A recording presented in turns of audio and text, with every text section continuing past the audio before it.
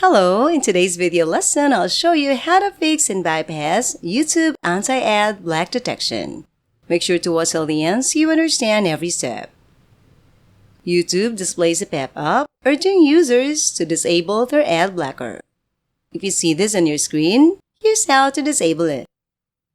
Download the free, open-source uBlock Origin extension from ublockorigin.com and open each dashboard after. Click the icon right here and navigate to Filters List tab. Click the Purge All Caches. Then the Update Now. The update process is currently underway, ensuring that all filters for uBlock Origin are updated to the latest version.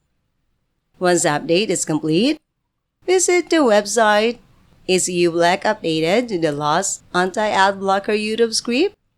To insert the latest version of uBlock Origin and filters matches the YouTube anti-ad blocker detection script. If the answer is affirmative, you can proceed. YouTube videos can now be watched without ads. And if pop-ups persist, visit the uBlock Origin subreddit for information and updates from the uBlock Origin team.